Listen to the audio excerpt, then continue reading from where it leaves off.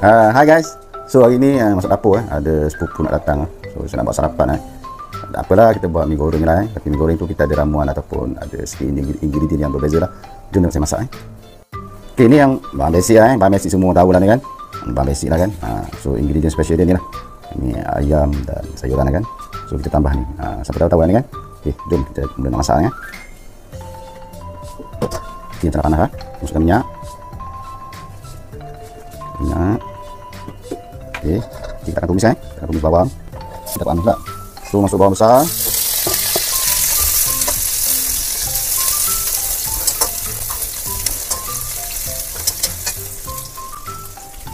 Okay. Ni lah, dah salah. Ikan goreng kan. Ikan goreng kungfu, ikan goreng Thailand. Ini kepedasan dia tak ada ya. Terus pedas, gantung lah.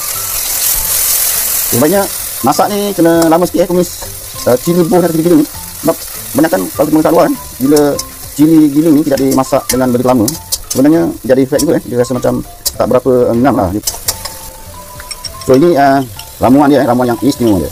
Apa? Mentega kacang. So try lah bubuk dalam masakan mi goreng kita, insyaAllah biar dia kelainan sikit lah. Okay, dah boleh tambah perasa ni sedikit oyster ni, ataupun sos tiram, sos tomato, agak-agak lah, sos cili. Ini kalau nampak makan dah kering tu kita tambah air sikit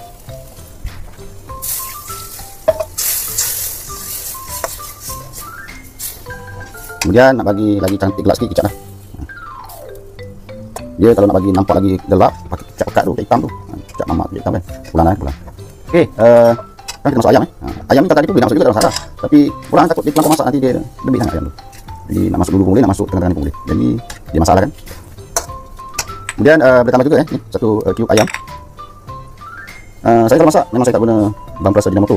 Pulang nak tak masalah, bahan perasa ke rasa tu pulang. Cuma memang saya dulu lah. Saya masak memang saya guna Ajinomoto. Madai guna cube ayam dan juga garam kan. Cuma garam ni kena sesuaikan lah. Kadang-kadang cili giling ni di dalam masin sebenarnya. Sos ni pun di dalam masin. Kan, cube ayam tadi dalam masin. So kita ambil ni, kita rasa dulu. So rasa dia dah pedas, dah manis, tambah garam sikit je. So saya rasa dah banyak pun garam. Langgan tu. Okay, nampak tak? Ayam ni dalam masak kan? Biarkan sedap sikit-sikit je. Okay, saya guna brand ni, Yumi ni. Ada orang dia celur dulu ataupun dia basuh. Sebenarnya terpulang. Nak masuk tak masuk tak apa. Saya tu masuk je kan. Sebab tidak, dia dah bersih aja, cuci. Dia dah dimasak terlebih dahulu, tak masalah. Tapi kalau rasa nak celur dulu makan. Kalau kita buat mi soup ni apa, bolehlah kita nak celur sikit. So stainless steel ini dia cepat panas. Jadi kat bawah tu dia agak bergerak sikit, tak apa. Kita kena gaul cepat sikit. Mungkin